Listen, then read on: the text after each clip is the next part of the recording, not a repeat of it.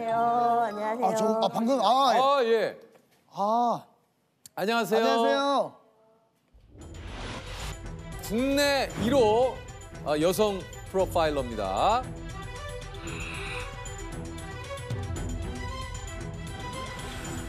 인천경찰청의 과학수사과 이진숙 경위님이십니다. 안녕하세요. 안녕하세요. 소개 직접 해주시죠. 저는 2005년 경찰청에서 프로파일러 특채 1기를 할 때 들어왔고요. 15년 정도 인천지방경찰청에서 프로파일러로 일하고 있습니다. 프로파일러. 아니 어떻게 프로파일러가 되신 거예요? 사실 프로파일러가 뭔지 잘 모르고 들어왔고요. 그 전에는 이제 상담 공부하고 대학원에서 박사과정 하고 있었는데 이제 면담하고 대학생들하고도 면담하고 이런 일을 하니까 상담하는 일 자체는 매력이 있었거든요. 이제 범죄자하고 면담하는 사람을 뽑는다, 우리나라에서. 범죄자하고 상담을 한다? 그러면 아무나 할 수 있는 일은 이거 아무나 할 수 있는 일은 아니니까. 그래서 저는 그냥 매력이 있었습니다. 프로파일러는 우리 전국에 한 몇 분 정도 계십니까? 지금 36명 정도 있고요. 생각보다 프로파일러 분이 많지는 않으시네요. 많지는 않습니다. 네, 많지는 않네요. 지방청별로 한두 명 정도. 이 중에 그 여성 프로파일러는 한 몇 분 정도 계세요? 여성 프로파일러가 70% 정도 돼서 그렇군요. 한 25명 정도, 36명 중에. 그렇군요. 프로파일러라는 직업 자체가 굉장히 좀 생소했을 때는 이 경찰관 분들도 약간 생소하셨다고 그래요. 그렇죠. 제가 처음에 왔을 때 제가 어쨌든 박사를 하고 들어왔거든요. 그러니까 이게 경찰에서도 좀 생소했던 것 같아요. 그래서 그냥 특별한 일이 없는데도 불러서 야, 경찰은 연구기관이 아니야. 막 이러면서 그런 압박을 막 받은 적이 많았어요. 경험을 통해 이게 경찰이지 연구한다고 되는 게 아니야. 몸으로 부딪히고. 네네. 근데 지금은 이제 그렇지는 않고 지금은 안 그러겠죠. 네, 지금은 그렇지는 않고 지금은 오히려 경찰 내에서는 제가 이제 박사 위의 형사다. 이제 이렇게. 이제는 박사 위의 형사다. 네. 이게 이제 사건 현장에서 과학수사대 옷을 입고 계신 분들은 다 프로파일러라고 보면 되는 겁니까? 이게 어떤 겁니까?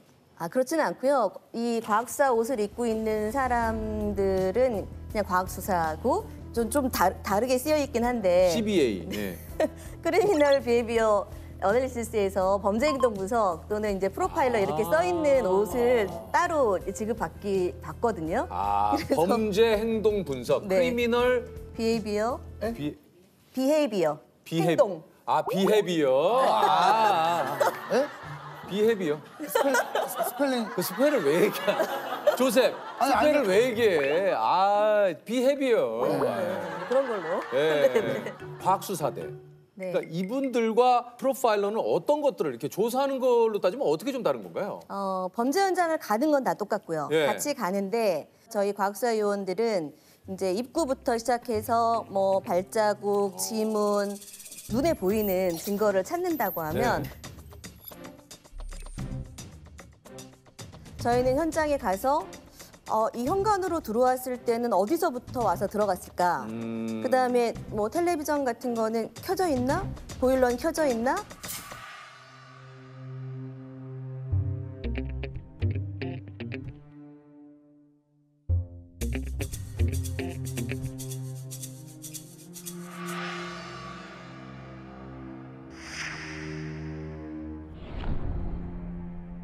이제 이렇게 눈에 보이지 않는 증거들을 좀 찾는다. 그러니까 말 그대로 행동 심리를 분석을 하는 거예요. 네, 그렇습니다. 그러니까 만약에 범인이 여기 족족이 있었다. 그럼 여기서 이 범인은 어디로 갔을까? 네, 그렇습니다. 이런 행동 심리를 분석을. 예전에 저희 어렸을 때는 그런 추리하는 책 같은 게 있었어요. 맞아요. 보고 범인은 누구일까요? 그래서 맞추면 와, 희열이 그렇죠. 장난이 아닌 거예요. 뭐 예를 들어서 맞춘 적 있어요? 있죠. 예를 들어서 뭐 집에 고양이, 뭐 강아지, 뭐 쥐가 있는데 뭐 과자가 뭐 없어졌다. 고양이, 강아지, 쥐 누가 먹었을까? 그러면 뭐 강아지는 뭐 자기가 아니라고 하고 있고 뭐 고양이가 나가 있고 뭐 자기 아니라고 하고 있어. 뭐 결국에는 뭐 쥐덫이 뭐 쥐덫에 뭐가 열려 있어서 이거 쥐인데 딱 정답은 쥐입니다. 야씨. 네. 진짜. 조세호 어린 시절 네네. 이야기인가요? 야. 프로파일러라면은 이제 좀 범죄자를 굉장히 좀 많이 만났을 것 같은데 몇 분 정도 만나보신 거예요? 제가 일일이 세보진 않았지만 그냥 얼핏 해도 한 300명 이상은 만난 거. 뭐 최근에 이춘재도 만났고 고유정도 만났고 뭐 많이 만났죠. 어우, 진짜 그 두 사람을 다 만났어요? 네네네 만났습니다. 와. 저는 이제 중간에 투입이 됐고요. 이춘재가 부산에 있었을 때는 우리 경기남부청에 있는 프로파일러가 가서 자백을 받았습니다. 네.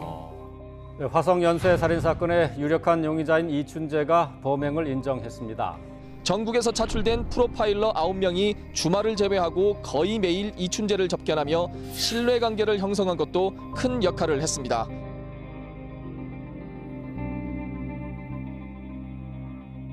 이춘재와의 만남에서 좀 느끼신 것들이 좀 있다면.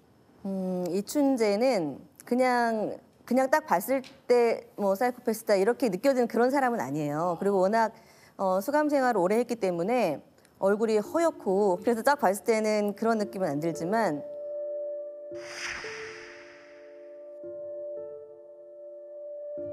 수원으로 옮겨와서는 저랑 같이 이제 면담을 진행한 것도 있거든요. 제가 뭐 10여 차례 면담했는데 면담하면 할수록 이 사람 정말 문제 있는 사람이구나. 정말 사이코패스구나 이런 생각이 드는 사람이에요. 이렇게 표현했어요. 내가 만약에 계속 그 범죄에 대해서 생각하거나 잘못했다는 생각을 하면 내가 지금 이렇게 많은 걸 했겠냐 이렇게 반문하더라고요. 네.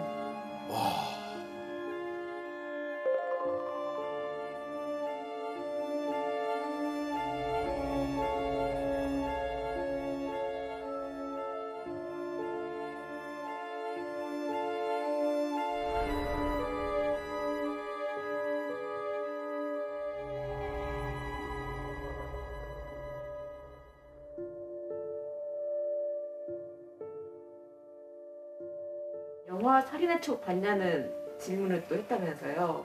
본인이 살인의 추억 봤다고 했고 아무런 감흥이 없었다고 그렇게 대답했죠. 마치 사건을 얘기할 때 제3자처럼 얘기하는 그런 습관이 있더라고요. 그 사건을 내가 만약에 했으면 그 사건 트라우마가 나한테 있는 게 사실이고 하나만 내가 잘못했다고 하더라도 사실 괴로워야 맞는 거잖아요.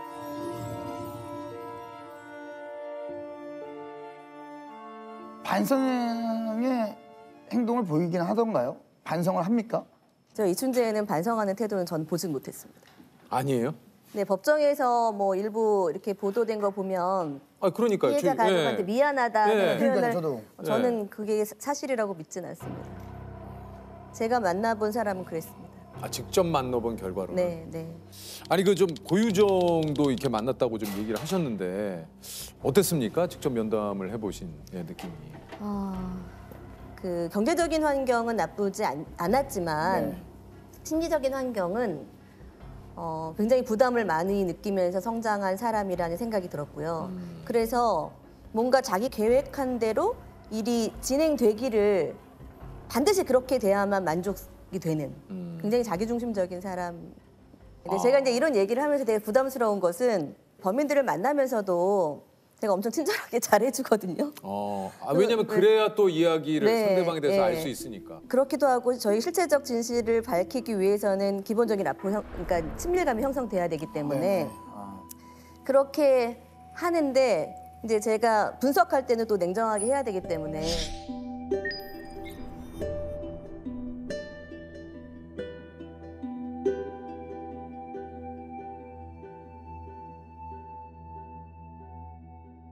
영화나 드라마에서처럼 뭐 그런 기싸움도 좀 있습니까? 그 범죄자와. 기싸움은 당연히 있죠. 예를 들면 어떤 기싸움이 있나요? 예를 들면 뭐 물건 하나 가져간 것과 관련해서 훔쳐간 것과 관련해서도 그거 당신이 가져갔습니까? 라고 물어보면 순간적으로 계속 생각하거든요. 범죄자들도. 지금 가져갔다고 할까? 아니면 보기만 했다고 할까? 보지도 못했다고 할까? 이런 생각들을 순간적으로 막 하거든요. 순간적으로 좀 자기 스스로도 방어를 자꾸 하게 되는 답변을. 그럼요. 네, 그런데 뭐 화장실 가고 싶어 하는데 지금 가라고 하는 게 좋을지? 물 달라고 하는데 줘도 될지? 뭐 심지어는 뭔가를 얘기할 것 같아서 물을 주잖아요.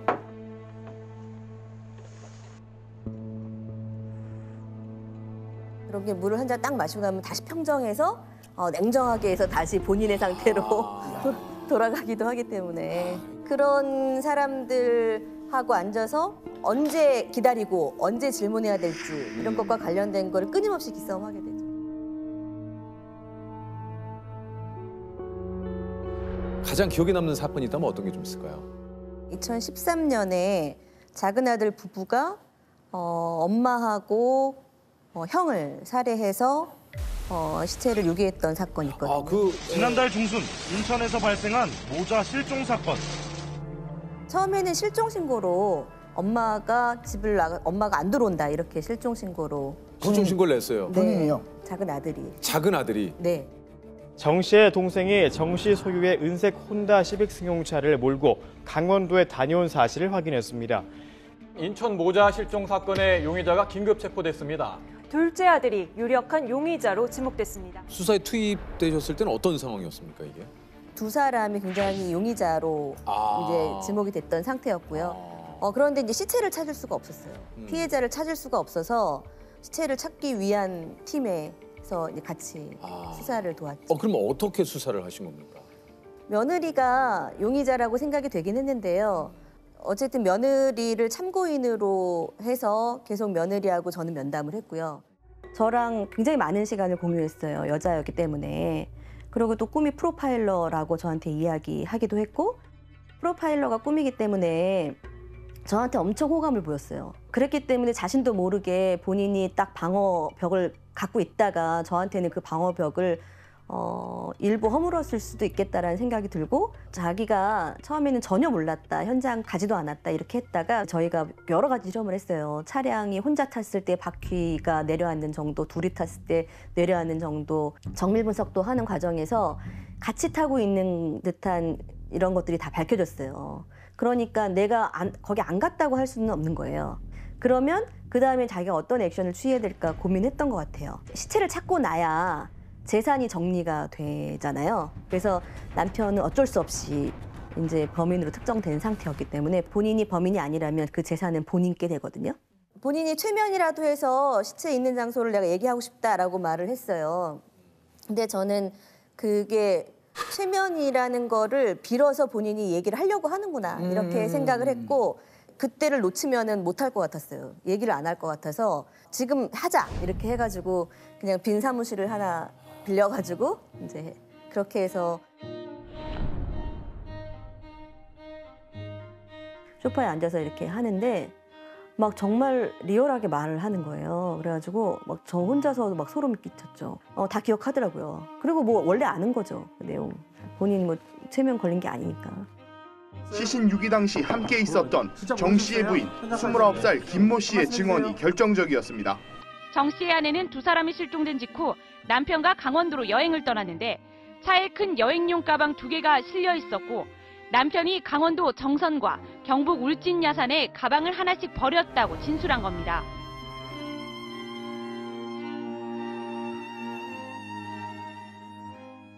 그 작은 아들 집에 가서 자고 거기서 같이 시간을 보내시고? 네, 왜냐면은 이 사람들이 수면제를 복용하고 있는 상태여가지고요. 그래서 아침에 새벽 일찍 이제 찾으러 가야 되는데 못 일어나면 못 가는 거잖아요. 안 나오면. 그러니까 같이 가서 누군가 자야만 했거든요. 그 용의자분들하고 같이? 네, 여자 용의자하고 같이 잔 거죠. 가서 혼자 자면 그 시간에 일어나서 나올 리가 없거든요. 나 수면제 먹고 못 나왔다 그러면 할 말도 없고. 수사팀에서 의논해가지고 그럼 누가 한 명 같이 가서 자자 이제 이렇게 된 거죠. 뭐 어쩔 수 없이 제가 간 거죠. 무서웠어요 당시에는. 예. 자고 아침에 일어나서 갔는데 언저리만 계속 돌고 기억이 잘 안 난다고 또 이렇게 얘기하다가 나중에는 이제 그 근처까지 갔고 여기다 하고 누가 여기 있다고 이제 발견하게 됐죠. 인천에서 실종된 모자 가운데 어머니로 추정되는 시신이 강원도 정선에서 발견됐습니다. 어제 어머니로 추정되는 시신에 이어서 오늘 장남의 시신도 발견됐습니다. 피의자 신분으로 전환되는 날 이제 극단적 선택을 했거든요. 아내분이요? 네. 그럼 작은 아들은? 작은 아들은 지금 형을 살고 있죠. 살고 있고. 네.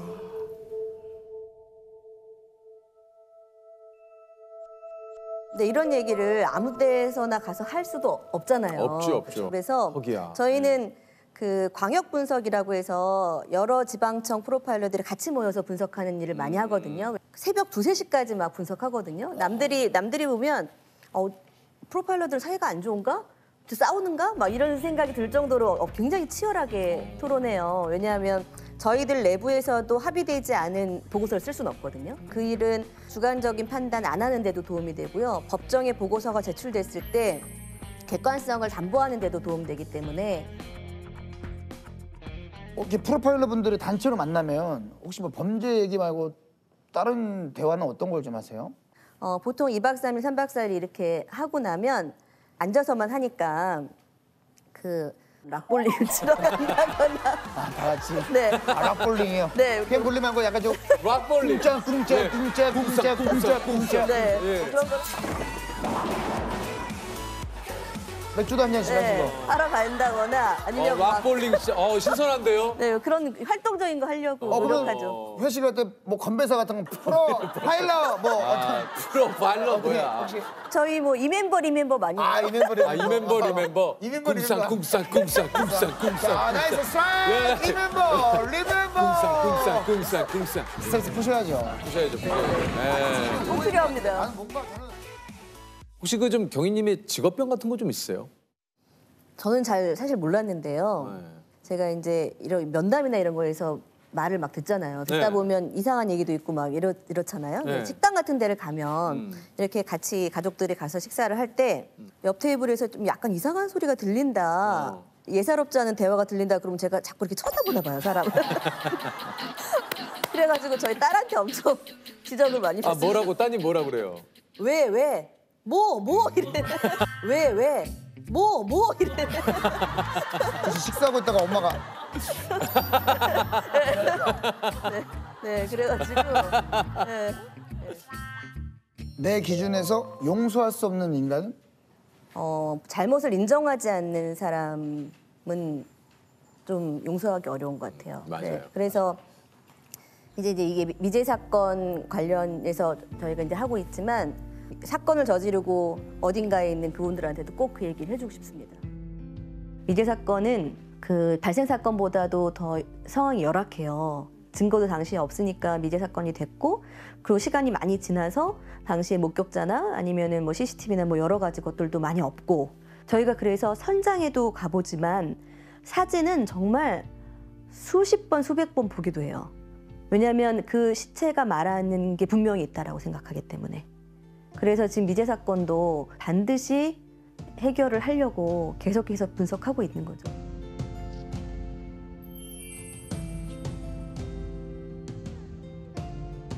자, 그럼 마지막으로 나에게 영웅이 있다면 누구일까요?